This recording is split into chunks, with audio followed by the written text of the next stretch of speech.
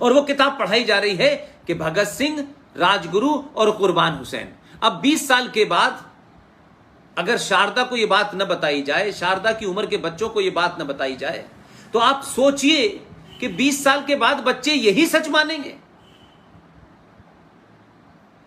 तो हमारे लिए संकट यह है कि हम जो पुराना झूठा और गलत इतिहास, गलत डेट्स, गलत रीजनिंग, हमें पहले उसको साफ करना है, तब नई बात बतानी है। कौन किताबें पढ़नी चाहिए, कौन सी नहीं पढ़नी चाहिए।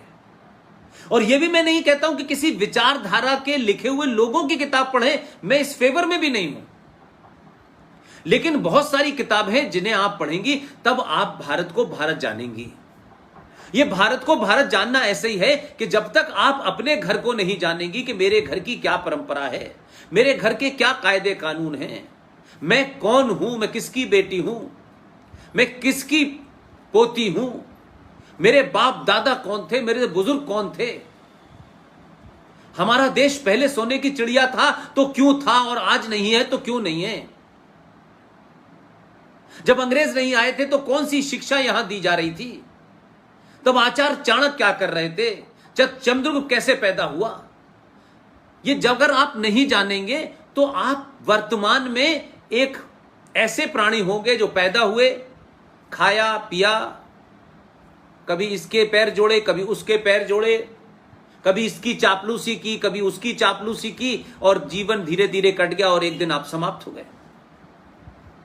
इतिहास उन्हीं को याद रखता है, इतिहास में उन्हीं का जिक्र होता है जो जीतता है। हारा हुआ आदमी हो सकता है मॉरली बहुत हाई हो, हारा हुआ आदमी हो सकता है सच्चा भी हो, लेकिन इतिहास उसका नहीं लिखा जाता। इसलिए हम हारे, हम डिफीट हुए, हम गुलाम बने, हम अपने आदर्शों में बड़े फिक्स थे। हमारा आदर्श है,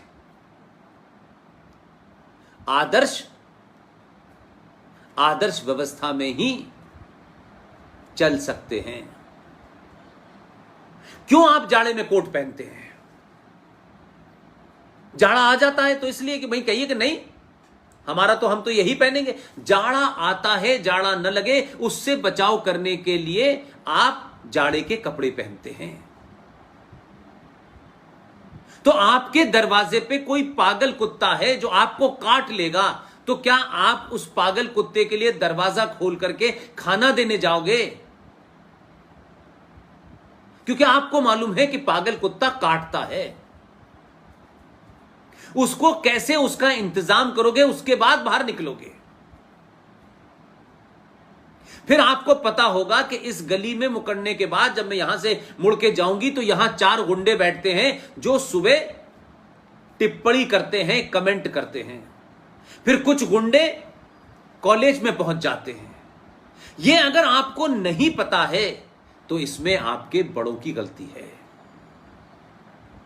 हम आपको आदर्शवाद की शिक्षा देकर के भेड़ियों के बीच में, लुटेरों के बीच में, डकैतों के बीच में, बलात्कारियों के बीच में नहीं छोड़ सकते।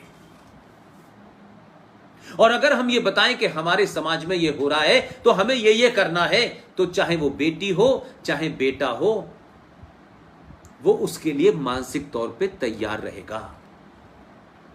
तो आज की चुनौतियों में आप ये सवाल उठाइए।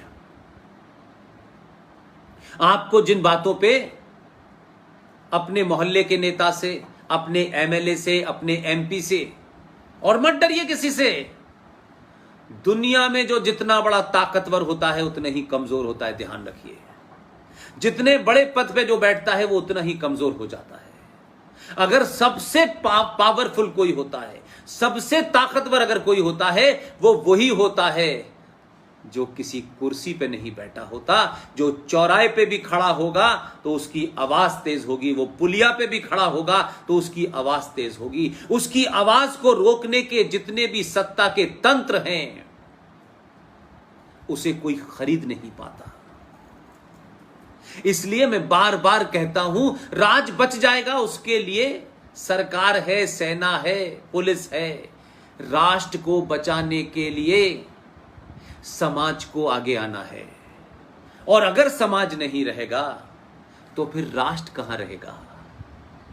जैसे लुटेरे आए थे, गुलामों के गुलाम आए थे। आप एक चैप्टर पढ़ते हैं इतिहास में, रजिया सुल्ताना, कुतुबुद्दीन, अल्तमश, ये गुलाम वंश के लोग थे। गुलामों ने भी आप पे राज किया। आप सोचिए, आप कौन थे?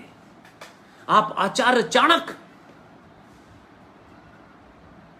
चंद्रगुप्त, आप वहां से चले थे। आप पे कौन लोग रूल कर रहे हैं? हम सच को नहीं जानेंगे तो हमारा कल आने वाला भी सच नहीं होगा। इसलिए एक किताब है, इसका हिंदी में भी है, और इनकी चर्चा नहीं होती आजकल। आजकल लोग डीलर वीलर फिक्सर किताबें लिख देते हैं, लिखवा लेते हैं, घोस्ट राइटर से लिखवाते हैं और अपने बायोडाटा में लिखते हैं कि देखिए ये एक महान साहित्यकार हैं, ये महान इंटेलेक्चुअल हैं। आप में से, शारदा की उम्र के बच्चों में से और उससे ऊपर की पीढ़ी के लोगों में भी किसी ने वीएस नायपॉल का नाम सुना है? वीएस नायपॉल का नाम सुना है किसी ने? कि ये वीएस नायपॉल कौन थे? इसलिए मैंने कहा कि हमें ये बताया नहीं गया। वीएस नायपॉल की ये किताब है। इस किताब का नाम है वुंडेड सिविलाइजेशन, एक आहत सभ्यता, एक घायल सभ्यता। और वीएस नायपॉल को इसी किताब के लिए लिटरेचर का नोबेल प्राइज मिला। आज तो विदेशी ताकतों के एजेंडे पे काम करने वाले पत्रकार, साहित्यकार मैग्सेसे अवार्ड लेकर के इस देश में तोड़ने की शिक्षा देते हैं। इस देश को कन्वर्ट करके इस्लामिक जिहादियों के हाथों सौंप देने का ज्ञान भगाड़ते हैं। ऐसे लोगों को ऑर्गेनाइज तरीके से वो ताकतें जो अंतर्राष्ट्रीय स्तर पर भारत के उस पुरुषार्थ को जानते हैं जो हजारों साल पहले था और पूरी दुनिया में ज्ञान भी दिया, विज्ञान भी दिया, आज वो छोटे छोटे पुरस्कार लेके आते हैं और बहुत बड़े हो जाते हैं। वीएस नायपॉल को लिटरेचर का नोबेल प्राइज मिला। कितने बच्चों को पता है? और जो किताब पे मिला है, वो किताब अगर आप पढ़ेंगे तो आपको पता चलेगा कि आपकी सभ्यता को कितनी महान और कितनी ताकतवर सभ्यता थी। सबके लिए सब कुछ था, कैसे उसको तोड़ा और जलाया और खत्म किया गया। और कौन सी कमजोरियां हमारी जनरेशन टू जनरेशन आई कि हमने इतनी महान सभ्यता को समाप्त होने दिया। इसलिए मैंने कहा कि आज के बच्चों को बड़े सारे लोग बरगलाते हैं। कोई जय भीम का नारा लगाता है, कोई अंबेडकर का नारा लगाता है, कोई दलितों के बारे में नई नई कहानियां सुनाता है, कोई कहता है हिंदुओं ने, अपर कास्ट ने अंबेडकर की जाति दलितों के साथ, वाल्मीकियों के साथ में अन्याय किया और कहा कि इनके कान के अंदर अगर गीता का या रामायण का कोई शब्द चला जाए तो शीशा पिघला के डाल दो। ये तमाम झूठ मक्कारी कहां से आई? इसलिए कि इस देश की जो ताकत थी वो सनातन परिवार में, जो मैंने कहा सबका काम था।